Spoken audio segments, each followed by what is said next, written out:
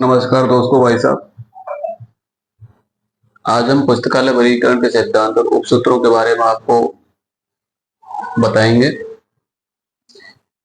ये जो चैप्टर है ये बहुत ही इम्पोर्टेंट चैप्टर है। यहाँ से लगभग 2 से 3 क्वेश्चन आपके पूछे जाएंगे। ठीक है ना। चलो, तो कुछ उपसूत्रों के बारे में हम पहले भी पढ़ चुके हैं, है ना। चलो, कुछ बता देता हूँ। तो पुस्तकालय वर्गीकरण के सिद्धांत की थोड़ा थोड़ा आपको मैं बता देता हूँ। ज्यादा तो बता नहीं सकता, लेकिन थोड़ा थोड़ी चीजें बता देता हूँ, फिर डिटेल में जानेंगे। तो देखो, सिद्धांत जो होता है वो विचारों का क्या होता है, एक संगठित स्वरूप होता है। ठीक है, कोई भी ज्ञान है तो ज्ञान क्या होता है भाई साहब, वो विचारों का एक संगठित स्वरूप होता है। यह आपने पढ़ चुके हैं पहले। जो भी ज्ञान होता है वो क्या होता है भाई साहब, एक विचारों का संगठित स्वरूप होता है। ये हम पहले पढ़ चुके हैं, पहले पहले चैप्टर में, ज्ञान वाले में। ठीक है। तो जो किसी विषय में नवीन तकनीकों और विकासों को आधार प्रदान करते हैं। ठीक है। नवीन खोज एवं प्रत्येक पद्धति किसी न किसी सिद्धांतों पर आधारित होती है। इसी प्रकार पुस्तकालय वर्गीकरण के क्षेत्र में भी सिद्धांतों का विकास हुआ, जो कि मुख्यतः 2 चरणों में हुआ। याद रख लेना, पुस्तकालय वर्गीकरण की यदि मैं क्षेत्र की यदि मैं बात कर लेता हूं तो इसमें भी सिद्धांतों का विकास हुआ। ठीक है ना। पुस्तकालय वर्गीकरण के क्षेत्र में, ये जो पुस्तकालय वर्गीकरण है भाई साहब आपका, इसमें क्या हुआ, इसके क्षेत्र में कुछ सिद्धांतों का क्या हुआ, विकास हुआ। कुछ सिद्धांतों का क्या हुआ, एक विकास हुआ। और वो जो सिद्धांत थे कितने थे भाई साहब, 2 सिद्धांत थे। कितने, 2 सिद्धांत थे। अब जो 2 सिद्धांत थे कौन कौन से थे, देखो, एक तो विवरणात्मक सिद्धांत था का विकास हुआ, जो सामान्य सिद्धांत भी कहलाते हैं। एक था आपका विवरणात्मक सिद्धांत। कौन सा, विवरणात्मक सिद्धांत था, जो कि जिसको हम एक साधारण सिद्धांत के रूप में जानते हैं। ठीक है ना, ये याद रख लेना। और द्वितीय जो था वो था रंगनाथन के द्वारा विकसित गतिमान सिद्धांत। और जो दूसरा जो था इसका वो था भाई साहब गतिमान सिद्धांत। हमेशा याद रख लेना, ये जो गतिमान सिद्धांत है ये तो रंगनाथन के द्वारा दिया गया था, है ना। रंगनाथन के द्वारा दिया गया था। और जो विवरणात्मक सिद्धांत था एक साधारण सिद्धांत था। ये RS पार्की द्वारा वर्गीकरण के सिद्धांत 2 भागों में विभाजित किए गए थे। अब देखो, ये तो गतिमान जो सिद्धांत था आपका रंगनाथन के द्वारा दिया गया था, डिटेल में बात करेंगे बाद में। उसके बाद एक था आपका वर्णनात्मक सिद्धांत। कौन सा था, वर्णनात्मक सिद्धांत था। और दूसरा जो सिद्धांत था भाई साहब ऊर्जावान सिद्धांत। कौन सा, ऊर्जावान एक सिद्धांत था। अच्छा, ये तो जो दोनों सिद्धांत थे ये किसने दिए, तो ये RS पार्की ने दिए भाई साहब। किसने, RS अपने एक पार्की थे, RS पार्की ने ये सिद्धांत दोनों दी। तो यहां तक मैंने क्या जाना कि पुस्तकालय वर्गीकरण के बारे में जो मैंने आपको बताया वो ये बताया कि जो अपना ज्ञान होता है वो एक विचारों का संगठित स्वरूप होता है।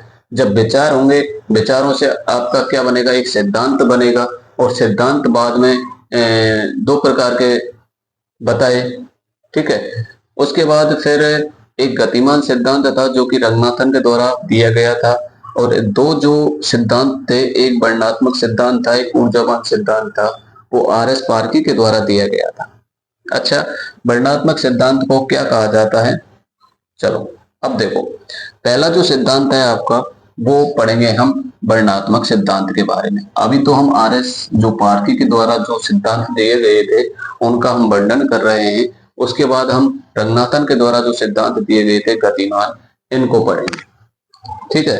तो देखो, RS पार्की के द्वारा जो सिद्धांत दिया गया था पहला, वो था वर्णनात्मक सिद्धांत। कौन सा, वर्णनात्मक सिद्धांत। यदि मैं इंग्लिश बोलूं तो इसकी जो इंग्लिश है भाई साहब वो रहेगी डिस्क्रिप्टिव थ्योरी। क्या रहेगी, डिस्क्रिप्टिव एक थ्योरी है। ठीक है। तो ये क्या है, एक वर्णनात्मक सिद्धांत है। ठीक है ना। चलो, अब देखो वर्णनात्मक सिद्धांत है क्या है, इसके बारे में बताते हैं।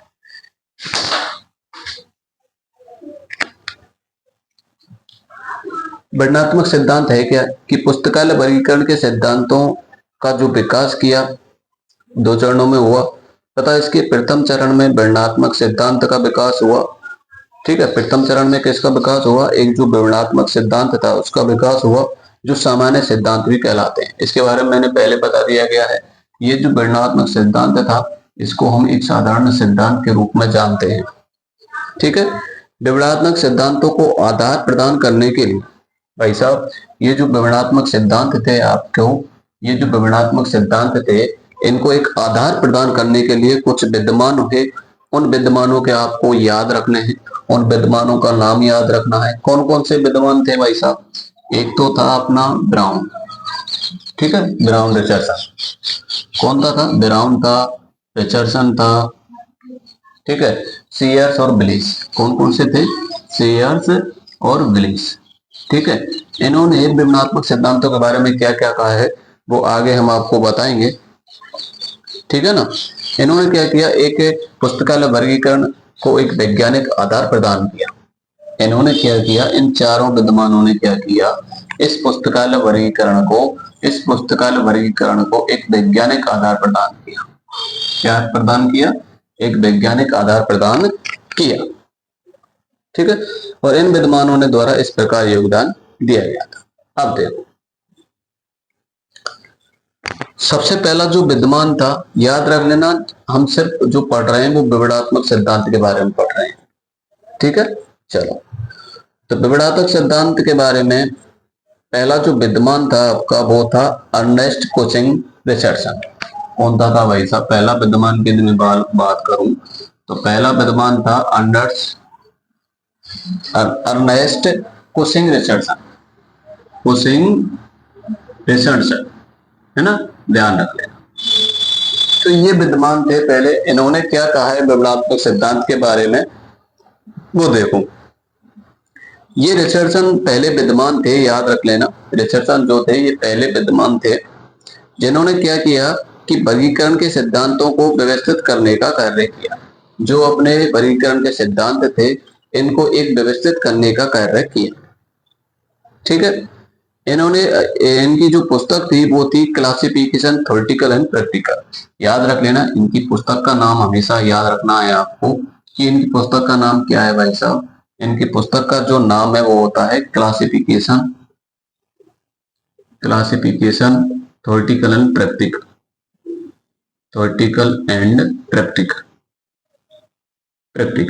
ये इनकी पुस्तक का नाम है। ठीक है ना, ध्यान रख लेना। अब देखो इसको 1901 में इन्होंने प्रकाशित किया।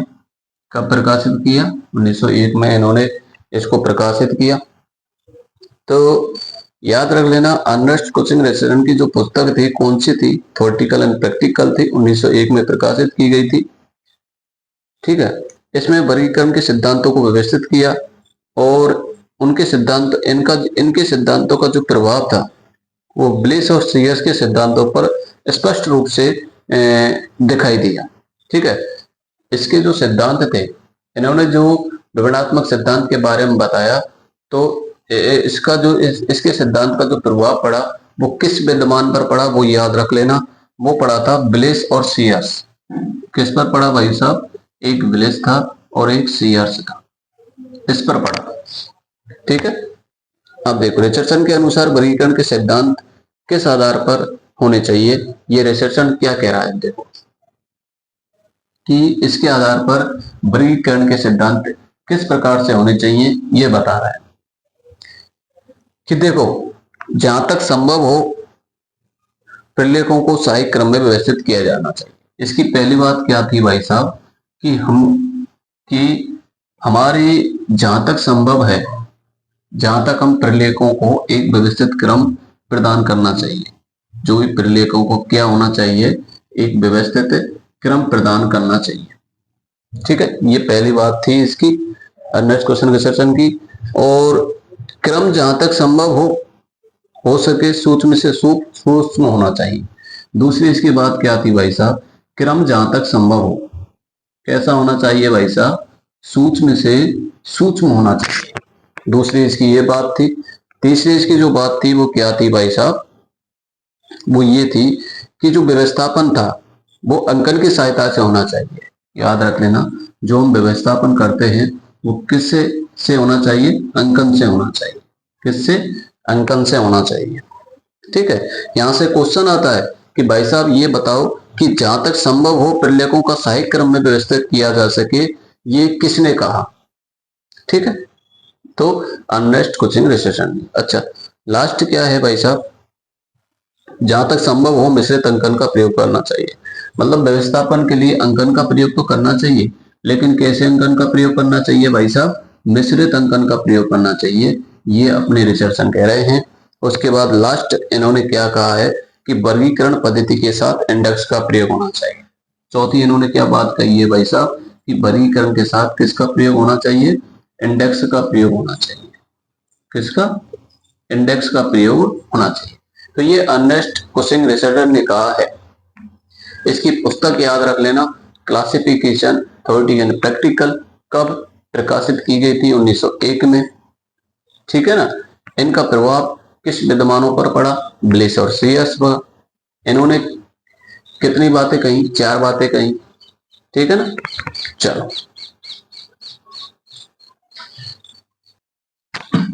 अगला देखो, जेडी ब्राउन, है ना, जेडी ब्राउन। अब जेडी ब्राउन ने क्या कहा है पुस्तकालय वर्गीकरण के बारे में, देखो जेडी ब्राउन ने, इन्होंने 2 वर्गीकरण पद्धतियों का निर्माण किया था। याद रख लेना, जेडी ब्राउन के बारे में याद रख लेना।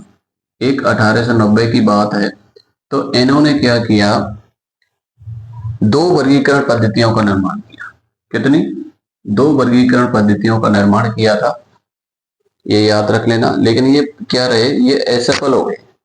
ठीक है, यहां ये क्या हो गए भाई साहब, असफल हो गए, है ना, ये याद रख लेना।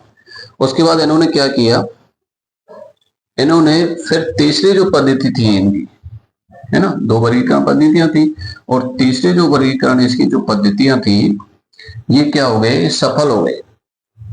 ठीक है ना, तीसरी वर्गीकरण। अब तीसरी वर्गीकरण पद्धति कौन सी थी, सब्जेक्ट क्लासिफिकेशन। सब्जेक्ट क्लासिफिकेशन, है ना। तो ये याद रख लेना, तीसरी इसकी जो पद्धति थी वो सब्जेक्ट क्लासिफिकेशन थी, जो कि 1906 में इसको प्रकाशित किया। कब प्रकाशित किया भाई साहब, 1906 में इसको प्रकाशित किया गया था, और जो कि सफल हो गए थे। ब्राउन ने अपनी वर्गीकरण पद्धति में जो वन प्लेस थ्योरी का प्रतिपादन किया तथा उसके लिए उन्होंने मूर्त विचारों का चयन किया। ठीक है, तो जेडी ब्राउन ने क्या किया, जो ये इनकी जो थ्योरी थी, ये सब्जेक्ट ऑफ क्लासिफिकेशन, इसमें इन्होंने क्या लिखा था, वन प्लेस थ्योरी। क्या लिखा, एक वन प्लेस थ्योरी इसको इन्होंने कहा है। ठीक है ना, जो कि मूर्त विचारों का चयन किया। इन्होंने किन विचारों का चयन किया, ये याद रख लेना, जो मूर्त विचारों का इन्होंने चयन किया। तो ज्यादा आपको याद रखना नहीं है जेडी ब्राउन के बारे में। 1890 में ये भाई साहब असफल हो गए थे, और इन्होंने जो तीसरी वर्गीकरण जो पद्धति थी इसकी, सब्जेक्ट क्लासिफिकेशन, वो 1906 में ये सफल हो गए थे, और इन्होंने वन प्लेस थ्योरी का विकास किया। और किस विचारों का चयन किया था, इन्होंने मूर्त विचारों का इन्होंने चयन किया, ये याद रखना है। ठीक है ना, यहां से क्वेश्चन डेफिनेटली आपका पूछा जाएगा, याद रख लेना, है ना, हर बार पूछा जाता है। अगले की यदि मैं बात करूं तो अगले थे अपने एच.ई. ब्लिस। कौन थे भाई साहब, एच.ई. ब्लिस, है ना। देखो एच.ई. ब्लिस ने पुस्तकालय वर्गीकरण के बारे में क्या कहा है। एच.ई. ब्लिस ने बिब्लियोग्राफिक क्लासिफिकेशन सिस्टम का विकास किया, जो कि वैज्ञानिक और तार्किक आधारों पर आधारित था। तो एच.ई. ब्लिस की यदि मैं बात करूं भाई साहब, ये इन्होंने किसका विकास किया, बिब्लियोग्राफिक क्लासिफिकेशन का। बिब्लियोग्राफिक क्लासिफिकेशन का इन्होंने क्या किया, विकास किया, जो कि इन्होंने एक वैज्ञानिक आधार प्रदान किया। ठीक है, इन्होंने 32 सिद्धांतों का प्रतिपादन किया। याद रख लेना, एच.ई. ब्लिस ने कितने सिद्धांतों का प्रतिपादन किया भाई साहब, 32 सिद्धांतों का प्रतिपादन किया जो वैज्ञानिक और सामाजिक सबऑर्डिनेशन वैकल्पिक स्थिति और अंकन से संबंधित था। तो एच.ए. के बारे में ज्यादा आप याद रखना नहीं है, सिर्फ इतना याद रखना है कि इन्होंने बिब्लियोग्राफिक क्लासिफिकेशन के बारे में जो भी कहा है वो इन्होंने इनका विकास किया जो एक वैज्ञानिक और तार्किक आधारों पर आधारित था। इन्होंने 32 सिद्धांतों का प्रतिपादन किया जो वैज्ञानिक और सामाजिक और सबऑर्डिनेशन वैकल्पिक स्थिति और अंकन से संबंधित था। ठीक है भाई साहब। अगले थे अपने WCB सेयर्स। कौन से थे भाई साहब? WC shares. इन्होंने क्या कहा है पुस्तकालय वर्गीकरण के बारे में? देखो भाई साहब, सीयर्स ने क्या हुआ, सीयर्स ने अपने समय में जितनी भी प्रचलित विधियां थी उनको सिद्धांतों को व्यवस्थित करने का प्रयास किया।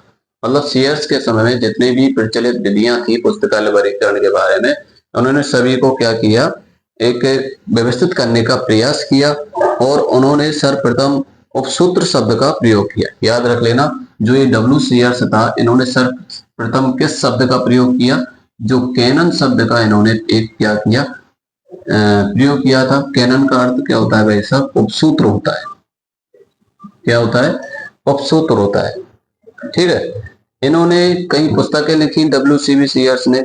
वो पुस्तक थी कैनन ऑफ क्लासिफिकेशन। याद रख लेना, इनकी पुस्तक याद रख लेना, कैनन ऑफ क्लासिफिकेशन। ठीक है। Grammar of classification, grammar of classification, introduction to library classification, introduction to library classification और manual of library classification, manual of library classification. तो इन्होंने जो बुक प्राप्त की है वो 4 प्रकार की बुकों का इन्होंने वर्णन किया था पुस्तकालय वर्गीकरण के लिए। ठीक है। ग्रामर ऑफ क्लासिफिकेशन पुस्तक की रचना के लिए इन्होंने क्या कहा है, इनको क्या कहा गया है? तो वर्गीकरण का वर्गाचार्य कहा गया है। जो ग्रामर ऑफ क्लासिफिकेशन जो बुक है आपकी, इसमें WCB सेयर्स को क्या कहा गया है? ये क्वेश्चन आता है। वर्गीकरण का वर्गाचार्य, वर्गीकरण का वर्गाचार्य इनको कहा गया है। ठीक है भाई साहब। चल, तो ये तो हमने कंप्लीट पढ़ लिए जो भी सिद्धांत थे आपके RS पारखी के द्वारा, वो कंप्लीट किए। ठीक है ना। जो भी सिद्धांत थे, जो भी विद्यमान थे, इस पुस्तकालय वर्गीकरण के बारे में जितना भी कहा है वो अच्छा कहा है। और अच्छा तो तब हुआ जब आप इनको याद रखोगे। ठीक है। मैं तो यहाँ आपको सिर्फ बोल के इनको समझा रहा हूँ और समझाने से जितना आपको याद होता है वो करिए, फिर इसकी PDF आपको भेज दी जाएगी। ठीक है ना। और मैं तो जितना 100% आपको कोर्स करा रहा हूँ, 100% से 100% तो नहीं कह सकता, लेकिन 90% तो आसानी से आपको मैं कोर्स कराया। ठीक है। चलो, जितना आपको मिल रहा है वो अच्छा है। अगला देखो, अगला है गतिमान सिद्धांत। कौन सा है भाई साहब? एक गतिमान सिद्धांत है ना। गतिमान सिद्धांत को क्या बोला जाता है? एक डायनेमिक थ्योरी, है ना। क्या बोला जाता है इसको? डायनेमिक थ्योरी, डायनेमिक थ्योरी इसको बोला जाता है। अब देखो,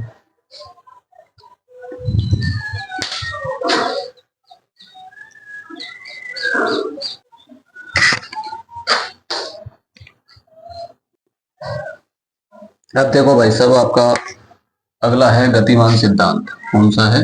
एक है आपका गतिमान सिद्धांत। कौन सा सिद्धांत है? गतिमान सिद्धांत है। इसके बारे में हम आपको बताते हैं कि गतिमान सिद्धांत क्या था। देखो भाई साहब, पुस्तकालय वर्गीकरण के सिद्धांतों के दूसरे चरण में गतिमान सिद्धांत का विकास हुआ। ठीक है। यह सिद्धांत गतिमान क्यों कहलाया? क्योंकि यह सिद्धांत ग्रंथालय वर्गीकरण का अभिकल्पन करने हेतु एक विधि को विकसित करने में समर्थ हो सकी थी। याद रख लेना, ये जो सिद्धांत गतिमान था वो क्यों कहलाया? क्योंकि जो ग्रंथालय आपका वर्गीकरण था उसको अभिकलन करने हेतु एक विधि को विकसित करने में ये सफल हो सकी। ये जो गतिमान सिद्धांत था, एक विधि को, कोई भी विधि है उसको विकसित करने के लिए ये क्या हुआ? ये सिद्धांत ये सफल हुआ पुस्तकालय वर्गीकरण के लिए। ठीक है। अब देखो, डॉक्टर रंगनाथन द्वारा 1937 में पुस्तकालय वर्गीकरण के सिद्धांतों को पहली बार, ठीक है ना, 1937 के प्रथम संस्करण में व्यक्त किया था। ठीक है ना। तो मैं यदि डॉक्टर रंगनाथन की यदि मैं बात करूं भाई साहब, किसकी बात कर रहा हूं मैं अपने एक डॉक्टर रंगनाथन की मैं बात कर लेता हूं। रंगनाथन ने क्या किया, इनकी एक पुस्तक थी रंगनाथन की, ठीक है ना। वो उस पुस्तक का जो नाम है वो क्या है, थ्योरी ऑफ लाइब्रेरी क्लासिफिकेशन को पहली बार किस पुस्तक में या किस संस्करण में इन्होंने व्यक्त किया। ऐसे ही है ना कि डॉक्टर रंगनाथन ने अपना जो ये पुस्तकालय वर्गीकरण का जो सिद्धांत था, याद रख लेना, ये जो पुस्तकालय वर्गीकरण का जो सिद्धांत था पहली बार इसको 1937 में, कौन सी बुक थी इनकी रंगनाथन की, प्रोलेगोमेना, कौन सी, prolegomena to library classification, to library classification, ये इनकी बुक थी। इसमें इन्होंने सबसे पहले और प्रथम संस्करण था इनका, याद रख लेना है, प्रथम संस्करण भाई साहब, प्रथम संस्करण ये भी याद रखना है।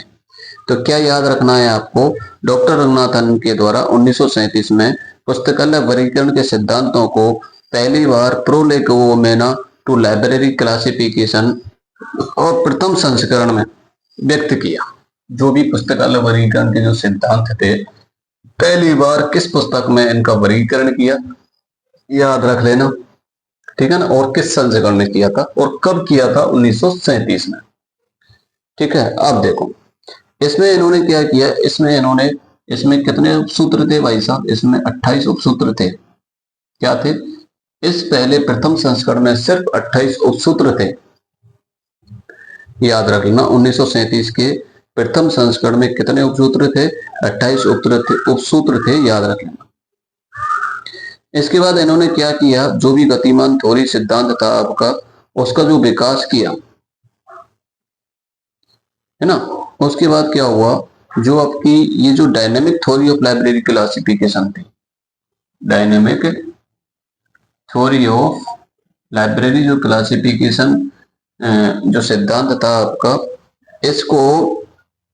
इसका भी विकास दूसरे संस्करण में 1957 में व्यक्त किया गया था, याद रख लेना है, 1957 में। और जो दूसरा जो संस्करण था उसमें इन्होंने व्यक्त किया था डायनेमिक सिद्धांत, याद रख लेना है। वैसे यदि खाली पुस्तकालय वर्गीकरण सिद्धांत की यदि मैं बात करूं तो वो प्रथम संस्करण में, और डायनेमिक सिद्धांत की यदि बात करूं तो वो दूसरे संस्करण में इन्होंने व्यक्त किया था। कौन सी बुक में, वही प्रोलेगोमेना टू लाइब्रेरी क्लासिफिकेशन में। ठीक है, कब व्यक्त किया, 1957 में। अब देखो इसमें भाई साहब उपसूत्र की संख्या 35 हो गई थी, याद रख लेना। इसमें उपसूत्र की संख्या कितनी हो गई, 35 हो गई, ठीक है ना। और 11 सिद्धांत हो गए और 21 अवधारणाएं हो गई। 11 जो थे सिद्धांत थे और 21 अवधारणाएं थी। तो ये दूसरे संस्करण में था सारी चीजें, ठीक है ना। चलो अगला देखो, और इसमें मंडल विश्लेषण की परिकल्पना भी की थी, किसकी, याद रख लेना है, एक मंडल परिकल्पना थी, मंडल एक परिकल्पना थी, ये विकसित की गई थी, ठीक है ना। आगे देखो तीसरे संस्करण की यदि मैं बात करूं भाई साहब, 1967 में इन्होंने सिद्धांत को विकसित किया गया। यदि इसके तीसरे संस्करण की यदि मैं बात करूं भाई साहब, तीसरे संस्करण में क्या किया गया था, देखो तो तीसरे संस्करण की यदि मैं बात करूं तो इसमें बुक तो वही थी, एक ही बुक थी, प्रोलेगोमेना टू लाइब्रेरी क्लासिफिकेशन। 1967 में तीसरा जो संस्करण था 1967 में विकसित किया गया था, ठीक है ना। तीसरा संस्करण 1967 में व्यक्त किया गया था और इसमें भाई साहब 11 नियम हो गए, 11 नियम हो गए, ठीक है भाई साहब। 43 उपसूत्र हो गए, 43 उपसूत्र हो गए, 18 सहायक अनुक्रम हो गए, 18 क्या हो गए भाई साहब, सहायक अनुक्रम हो गए, और 4 पक्ष अनुक्रम हो गए, 4 पक्ष अनुक्रम हो गए, ठीक है। और 13 अवधारणाएं हो गई, 13 अवधारणा होगी। ठीक है, इस सिद्धांत में ये शामिल है। तो आपको क्या क्या चीज इसमें याद रखनी है गतिमान सिद्धांत में, वो एक बार फिर देख लो।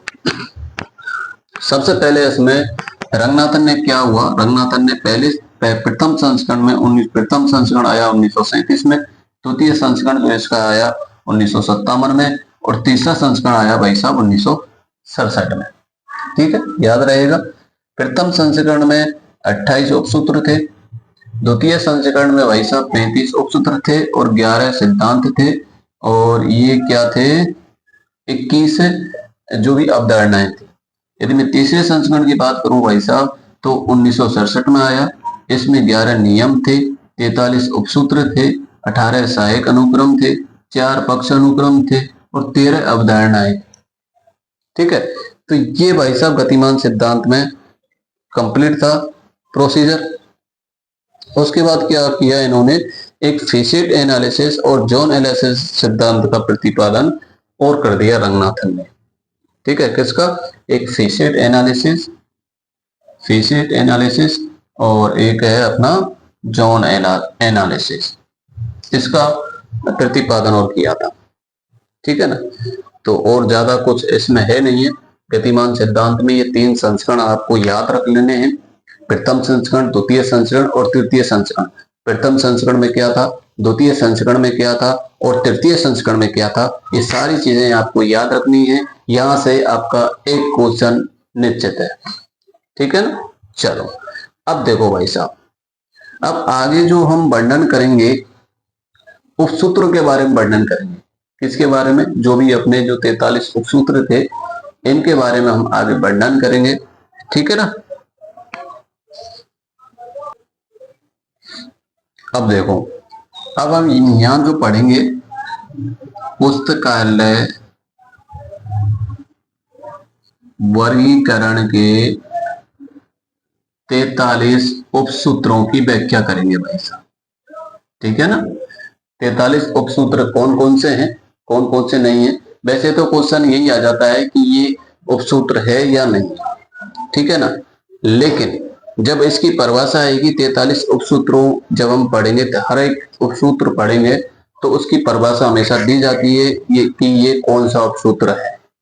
ठीक है ना, ये हमेशा दिया जाता है, तो ज्यादा तो आपका ध्यान रखना नहीं है।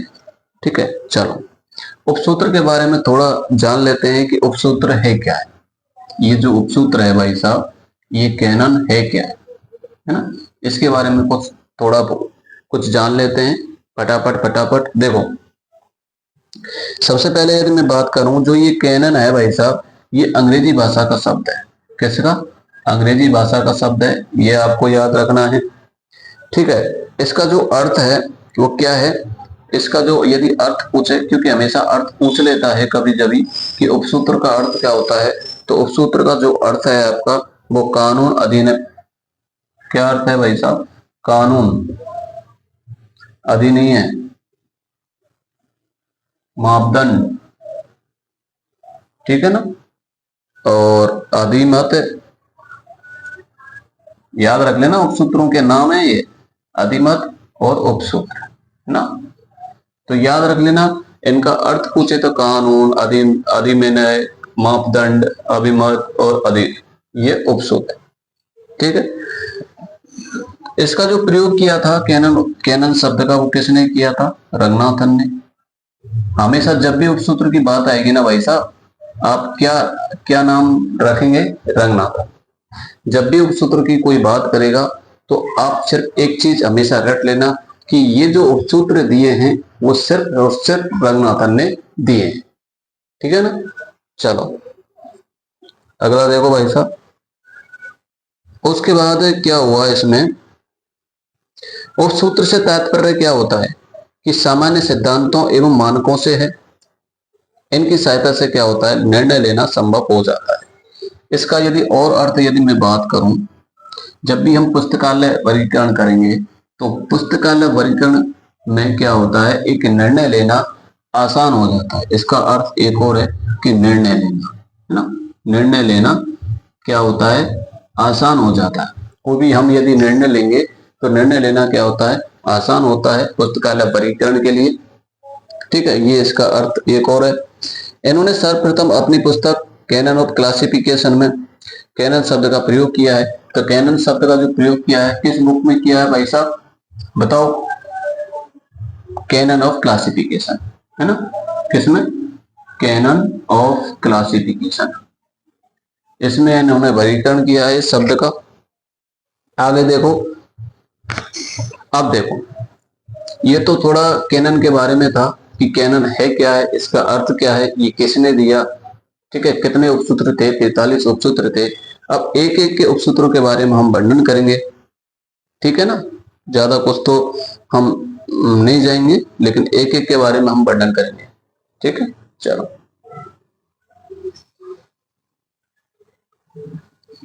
देखो, रंगनाथन ने इनको वैसे 4 भागों में बांटा गया है। 4 भाग कौन कौन से होते हैं? एक तो आपका वैचारिक स्तर के कार्यों का उपसूत्र होते हैं, वो 15 प्रकार के होते हैं। एक शाब्दिक स्तर के कार्यों का उपसूत्र होते हैं, वो 4 प्रकार के होते हैं। और एक सांकेतिक स्तर के कार्यों का उपसूत्र होते हैं, वो 21 प्रकार के होते हैं। एक पुस्तकालय वर्गीकरण के कार्यों का उपसूत्र होते हैं, ये 3 प्रकार के होते हैं, ठीक है ना? ज्यादा कुछ इसमें याद आपको रखना नहीं है, ठीक है? तो डायरेक्ट हम चलें कहाँ? उपसूत्रों की ओर। एक एक उपसूत्र के बारे में हम वर्णन करेंगे, ठीक है ना? चलो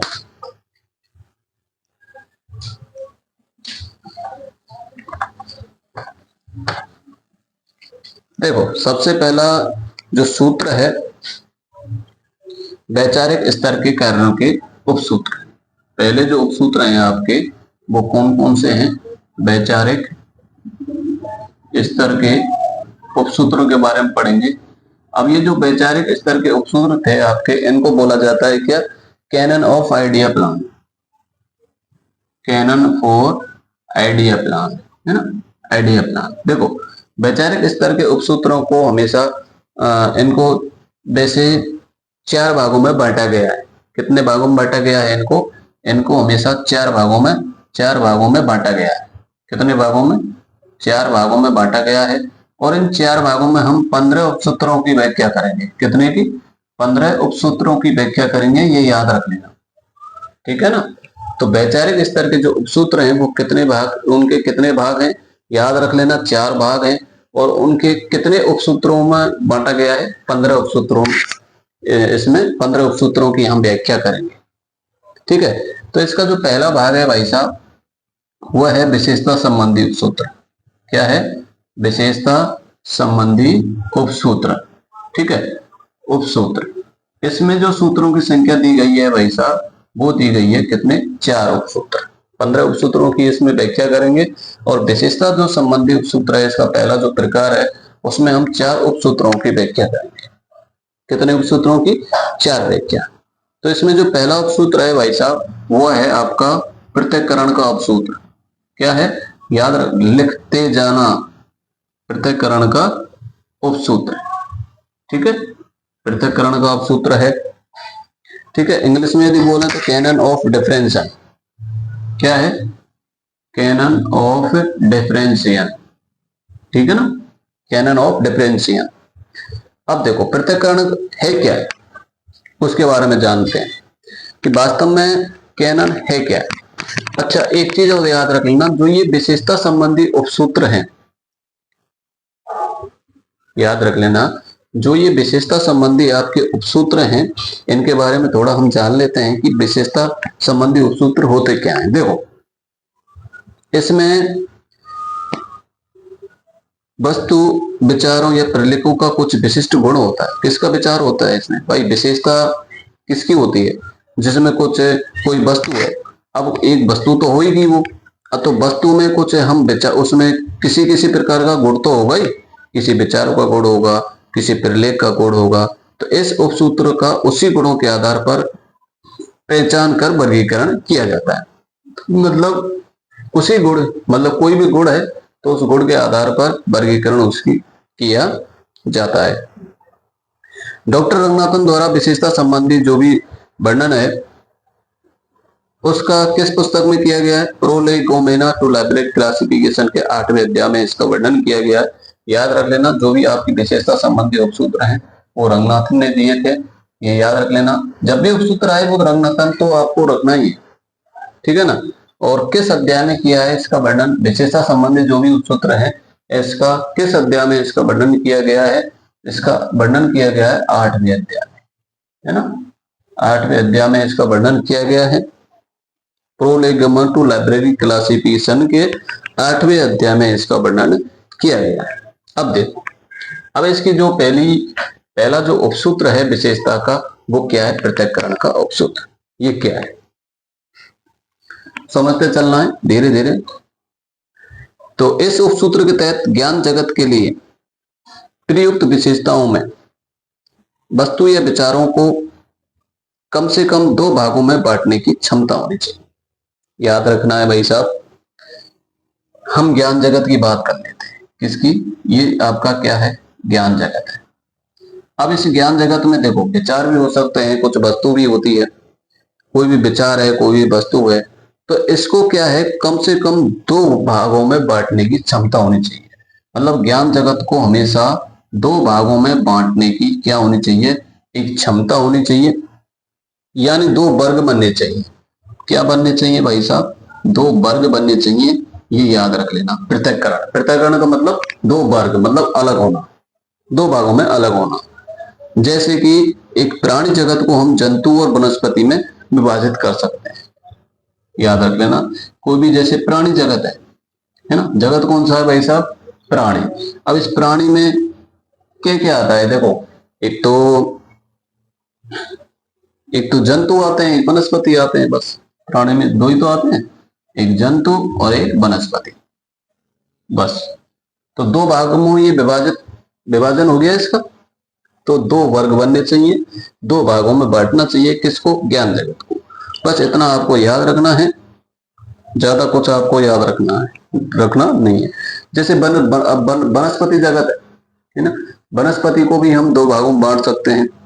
किस प्रकार से, जैसे फल और फूल, है ना। फल वाले अलग प्रकार के पेड़ होते हैं और फूल वाले अलग प्रकार के पेड़ होते हैं, ठीक है ना। चल अगला, इसमें जो दूसरा उपसूत्र है विशेषता में, उसका नाम है भाई साहब सहवर्तिता का उपसूत्र। क्या है, सहवर्तिता का उपसूत्र, सहवर्तिता का उपसूत्र है। अब यहां से ऐसे क्वेश्चन पूछ लेता है कभी कभी कि पृथक्करण का उपसूत्र क्या है, सहवर्तिता का उपसूत्र क्या है, ठीक है। तो हमने एक एक के बारे में वर्णन कर रहे हैं। तो पृथक्करण का उपसूत्र क्या है ये पता चल गया। अब देखो सहवर्तिता का उपसूत्र क्या है, इसकी इंग्लिश यदि मैं बात करूं, कैनन ऑफ कॉनकोमिटेंस। क्या है, कैनन ऑफ कॉनकोमिटेंस, ठीक है ना।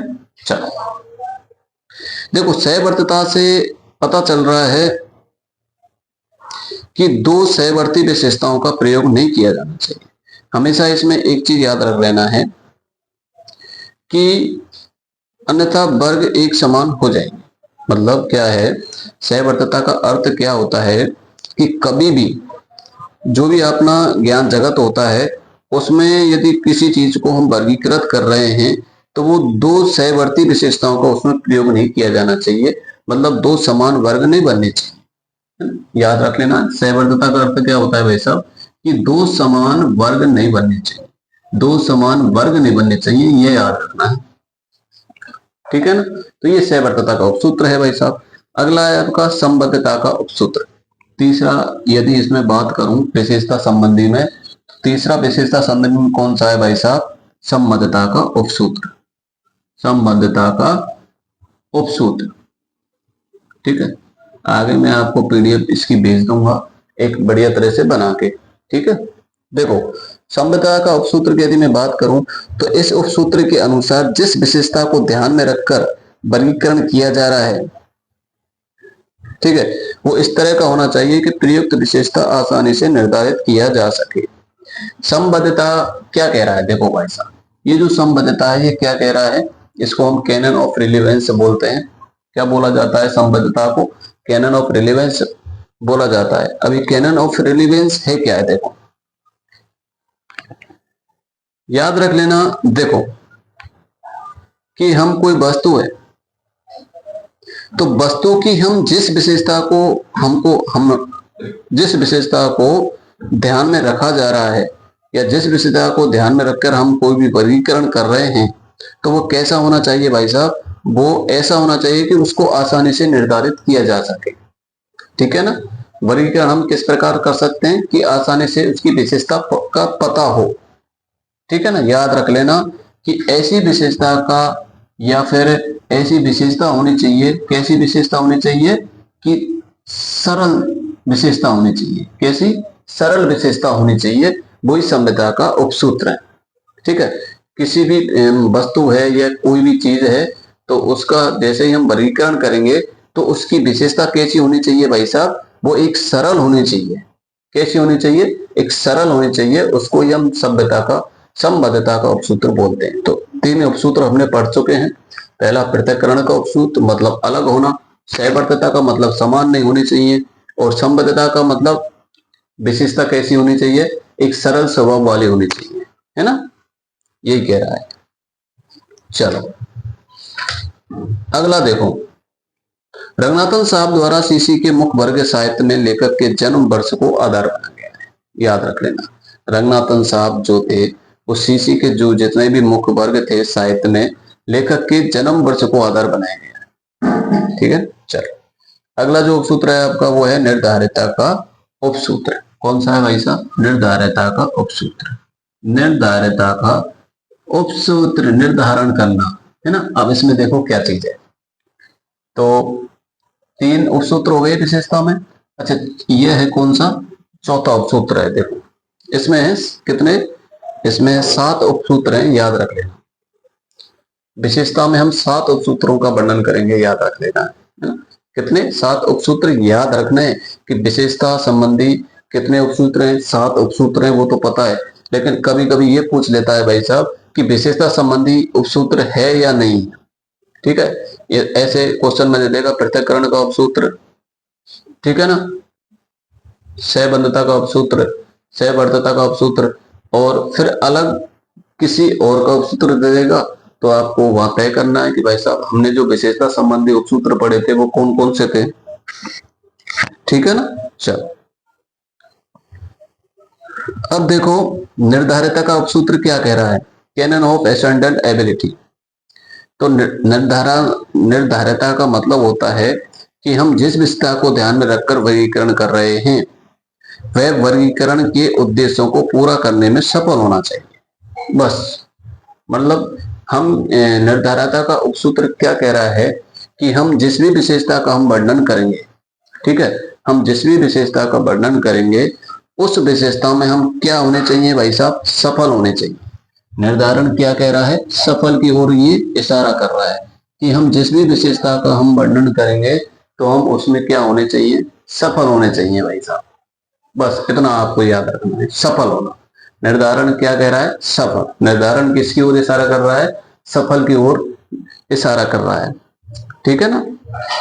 वर्गीकरण के उद्देश्यों को पूरा करने में सफल होना चाहिए। जैसे ज्ञान वर्गीकरण में पुस्तकों का विषय, जैसे ज्ञान वर्गीकरण में, अब ज्ञान वर्गीकरण में कुछ भी हो सकता है। पुस्तकों का जो विषय क्या होनी चाहिए? एक भाषा, उसका लेखक, प्रकाशन को इस तरह की विशेषताओं के अंतर्गत रखा गया है। जो भी भाषा है, लेखक है, वो इस प्रकार की विशेषताओं के अंतर्गत इनको रखा गया है। तो याद रहिएगा, निर्धारण हम किसका करते हैं? जब हम सफल हो जाते हैं तब हम उसका एक निर्धारण किया जाता है। ठीक है? तो ये था चौथा उपसूत्र। अच्छा, पांचवा उपसूत्र कौन सा है आपका? स्थायित्व का उपसूत्र। कौन सा है भाई साहब? स्थायित्व का उपसूत्र। स्थायित्व का उपसूत्र है। और स्थायित्व का सूत्र क्या कह रहा है? देखो भाई साहब, कैनन ऑफ परमानेंस। स्थायित्व का मतलब एक परमानेंट होना, है ना, स्थान निर्धारण करना। ठीक है? तो इस उपसूत्र के अनुसार ज्ञान वर्गीकरण के लिए जिन विशेषताओं का हम उपयोग किया जा रहा है उन्हें हम उस समय तक निरंतर प्रयोग में ला सकते हैं जब तक वर्गीकरण के उद्देश्यों में परिवर्तन नहीं हो जाए। याद रख लेना, स्थायित्व का मतलब होता है परमानेंस। जैसे कि मैं कोई चीज यूज में ले रहा हूं, मान के चल मैं कोई वस्तु यूज में ले रहा हूं, मान के चलो, ठीक है ना, अब इस वस्तु को मैं तब तक लेता रहूंगा जब तक इसमें कोई परिवर्तन नहीं हो जाए, ठीक है ना। जब तक इसमें कोई परिवर्तन नहीं होगा तब तक वो क्या नहीं है, क्या नहीं है, स्थायित्व का उपसूत्र नहीं है। और जब उसमें जैसे ही परिवर्तन हुआ तो वो स्थायित्व का उपसूत्र हो गया, ठीक है। ये ध्यान रखना है, बस ज्यादा चीजें याद रखना है। जैसे कि गिरगिट है, गिरगिट का रंग बदलता है ना हर पल, उसमें परिवर्तन होता रहता है, ठीक है ना। क्या होता रहता है, हर पर एक क्या होता रहता है, एक परिवर्तन होता रहता है, ठीक है। चलो छठवां जो उपसूत्र है भाई साहब, संबंध अनुक्रम का उपसूत्र।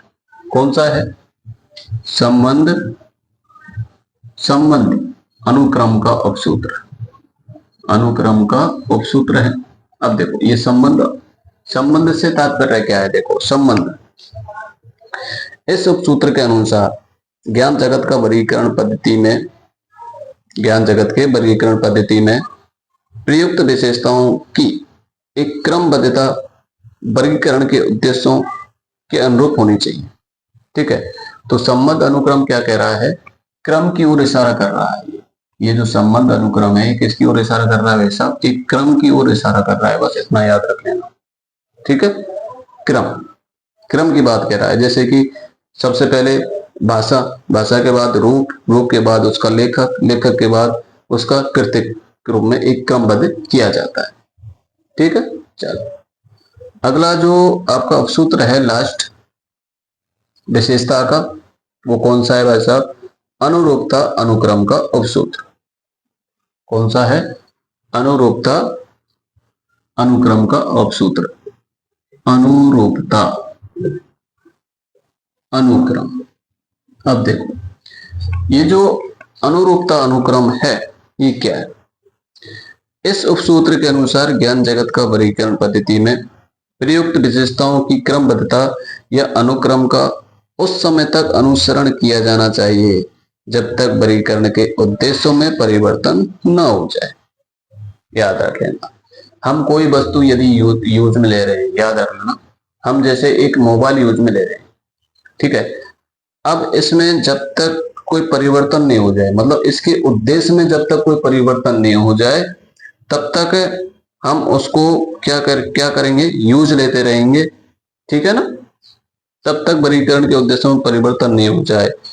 याद रख लेना कि इस उपसूत्र के अनुसार ज्ञान जगत का वर्गीकरण पद्धति में प्रयुक्त विशेषताओं को क्रमबद्धता या अनुक्रम का हम उस समय तक अनुसरण करते रहेंगे जब तक उसके वर्गीकरण के उद्देश्यों में परिवर्तन नहीं हो जाए, ठीक है ना। याद रख लेना, जैसे सीसी में साहित्य को सर्वप्रथम भाषा, रूप, लेखक और कृति के रूप में क्रमबद्ध किया। तो ये हमने विशेषता संबंधी उपसूत्र थे आपके साथ, वो हमने कंप्लीट आपके करा दिए हैं, ठीक है ना। इनको आपको याद रखना है। क्वेश्चन सिर्फ ये पूछा जाता है, ज्यादा गहराई में तो खैर क्वेश्चन जाता नहीं है, लेकिन जब भी गहराई में जाएगा तो सिर्फ क्या पूछेगा, जैसे कि प्रकरण का उपसूत्र क्या है, सहवर्तता का उपसूत्र क्या है, संबद्धता का उपसूत्र क्या है, ये पूछेगा यदि वो गहराई में गया एग्जामिनर। यदि गहराई में नहीं गया तो वो सीधा पूछ लेगा कि भाई साहब ये बताओ कि विशेषता संबंधी उपसूत्र कौन सा है, तो इनमें से एक दे देगा और चार किसी और के दे देगा।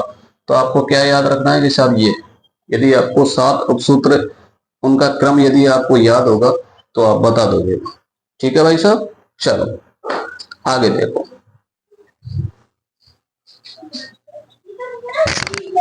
तो देखो भाई साहब अगला है पंक्ति वर्ग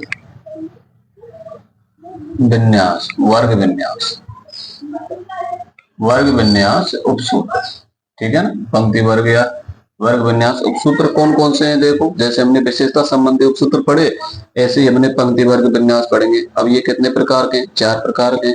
उनमें पहला जो प्रकार है आपका पंक्ति वर्ग में वो है संपूर्णता का उपसूत्र।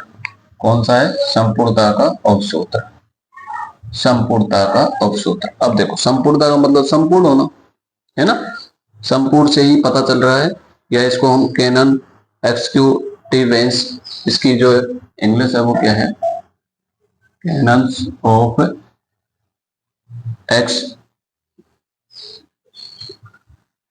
क्वांटिटेटिव कुछ इस प्रकार है।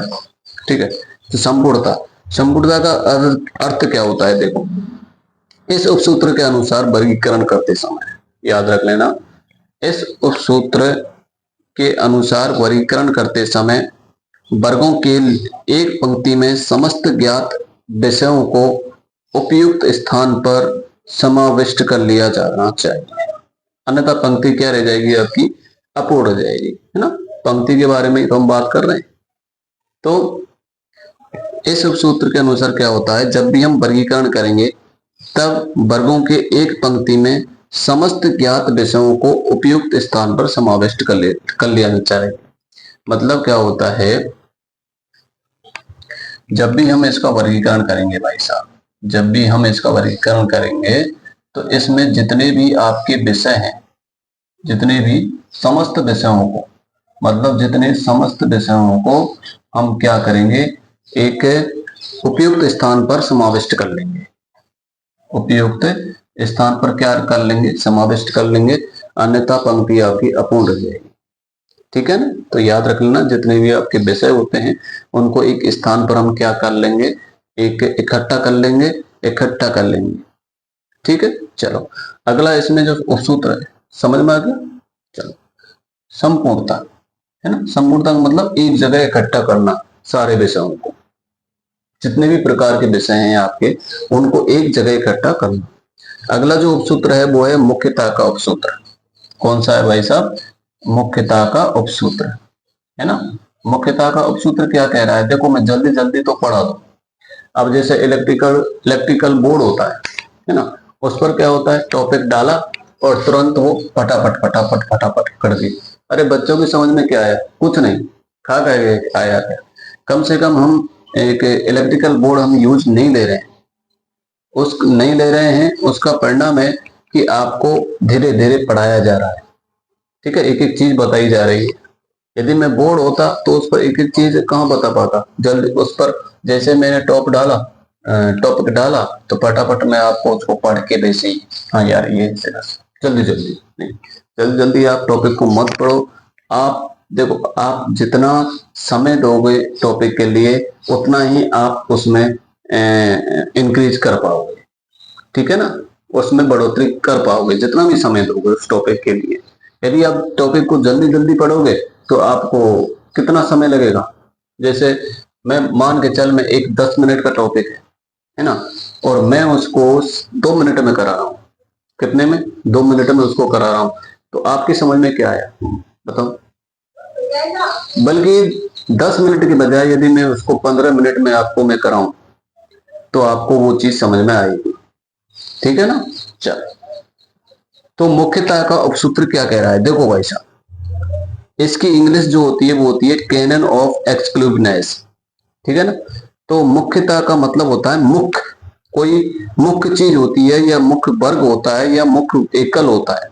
जैसे कि इस उपसूत्र के अनुसार पंक्ति में, किसमें?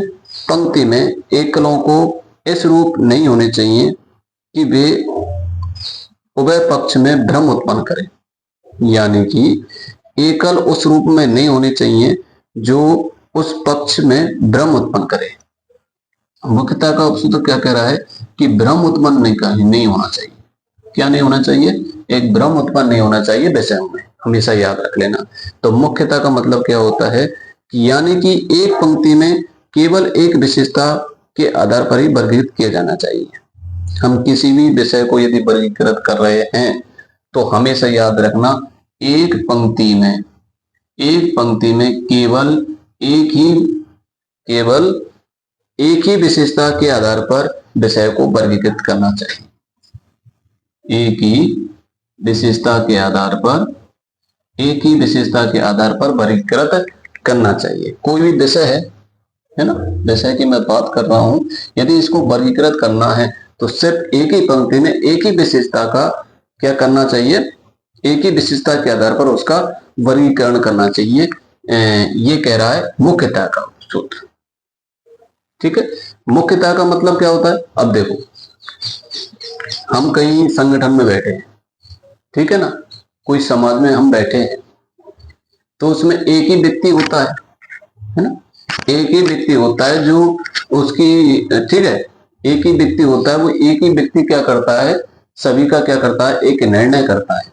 तो उसकी विशेषता के आधार पर ही तो वो निर्णय कर रहा है, ठीक है ना। उसमें कुछ विशेषता है, उसकी एक ही विशेषता है, इसलिए तो वो निर्णय कर रहा है उसका।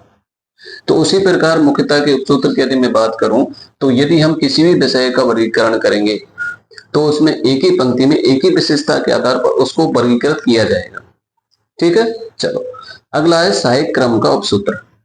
तीसरा है भाई साहब सहायक क्रम का उपसूत्र। सहायक है ना, किसी का सहायक, मेरा सहायक कौन है, इसका सहायक कौन है, ये बता रहा, ये चीज बताता है और कुछ नहीं। देखो इसकी इंग्लिश यदि मैं बात करूं तो कैनन्स ऑफ हेल्पफुल सीक्वेंस होती है, ठीक है, कैनन्स ऑफ हेल्पफुल सीक्वेंस। तो इस उपसूत्र के अनुसार एक पंक्ति के सभी वर्ग और एकल के बीच सहायक क्रम निर्धारित किया जाना चाहिए। याद रख लेना, एक ही पंक्ति होनी चाहिए और उस एक ही पंक्ति में जितने भी आपके वर्ग हैं, एकल हैं, उनके बीच क्रम निर्धारित होना चाहिए। बस याद रख लेना, सहायक क्रम का मतलब क्या होता है कि जितने भी आपके,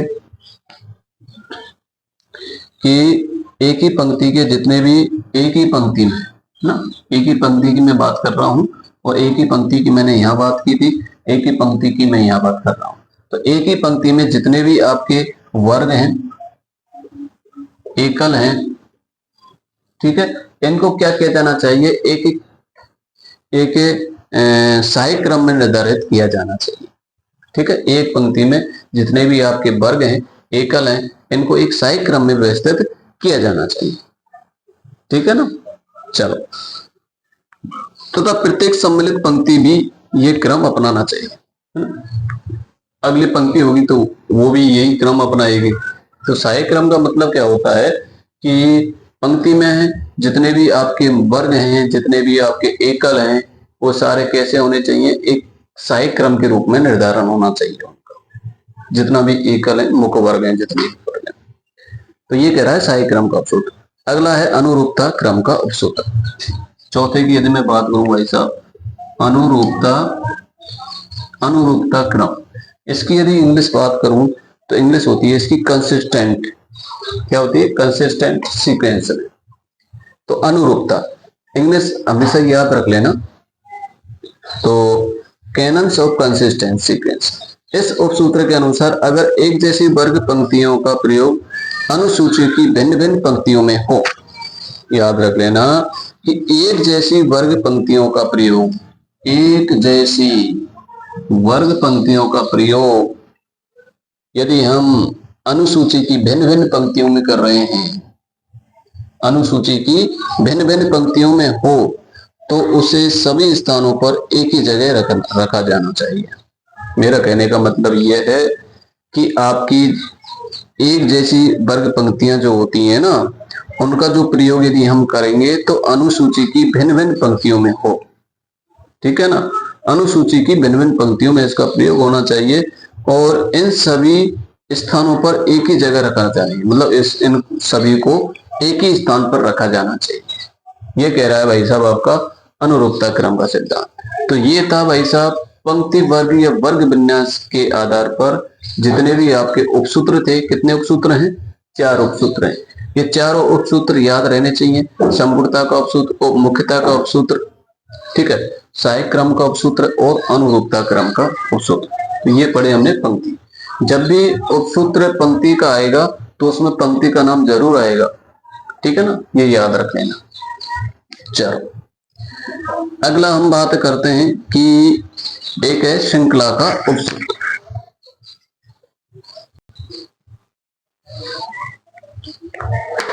अब देखो श्रृंखला के उपसूत्र किसके, एक श्रृंखला के उपसूत्र पढ़ेंगे भाई साहब, श्रृंखला के उपसूत्र।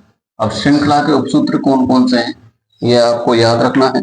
थोड़ा मैं यहां लिख देता हूं। एक तो विस्तार फोर्स का उपसूत्र है और दूसरा इसका जो उपसूत्र है वो कौन सा है, अनुकूलन का उपसूत्र, अनुकूलन का उपसूत्र। तो ये श्रृंखला के उपसूत्र हैं। और एक है संघर्ष अनुक्रम के उपसूत्र, किसके, संघर्ष अनुक्रम के उपसूत्र। अब संघर्ष अनुक्रम के उपसूत्र कौन कौन से हैं भाई साहब? एक तो आपका अधीनस्थ वर्गों का उपसूत्र है, अधीनस्थ वर्गों का उपसूत्र, जिसको कैनन्स ऑफ सबऑर्डिनेट क्लासेस बोलते हैं। और एक है आपका समकक्ष वर्गों का उपसूत्र, समकक्ष वर्गों का उपसूत्र, ठीक है ना, जिसको हम कैनन्स ऑफ कोऑर्डिनेट क्लासेस बोलते हैं। तो ये हमने संघर्ष के उपसूत्र पढ़े, श्रृंखला के उपसूत्र पढ़ लिए, विशेषता के उपसूत्र पढ़ लिए, ठीक है ना, और पंक्ति वर्ग विन्यास के उपसूत्र पढ़ लिए। तो इस प्रकार से हमने ये जितने भी आपके 15 उपसूत्रों के बारे में हमने आपको इसकी एक व्याख्या की, ठीक है। अगला है भाई साहब शाब्दिक स्तर के कार्यों के उपसूत्र पढ़ेंगे, ठीक है ना। हाँ, एक चीज याद रख लेना, जो आइडिया प्लान के आधार पर हमने उपसूत्र पढ़े थे ये 15, ठीक है ना। यहां से डायरेक्ट ऐसे भी क्वेश्चन पूछ लिया जाता है कभी कभी कि भाई साहब ये बताओ कि जो वैचारिक स्तर के उपसूत्र हैं या फिर आइडिया प्लान के उपसूत्र हैं उनमें कौन कौन से उपसूत्र शामिल हैं या नहीं है। पहला क्वेश्चन यहां से ये बनेगा। दूसरा क्वेश्चन ये बनेगा भाई साहब कि विशेषता संबंधी उपसूत्र कौन सा है या नहीं है, ठीक है। और तीसरा जो इंपॉर्टेंट इसमें जो क्वेश्चन बनेगा वो ये बनेगा भाई साहब कि पृथक्करण का उपसूत्र क्या है, सहवर्तीयता का उपसूत्र क्या है ना।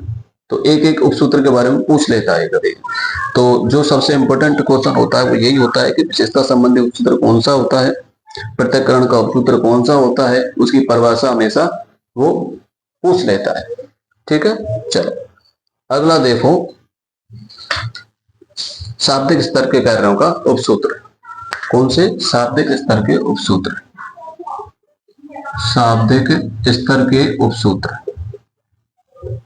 चलो शाब्दिक स्तर के उपसूत्रों को हम अगली क्लास में पढ़ेंगे, ठीक है ना। नमस्कार दोस्तों, और ऐसे ही आप पढ़ते रहिए और मेहनत करते रहिए। नमस्कार, धन्यवाद।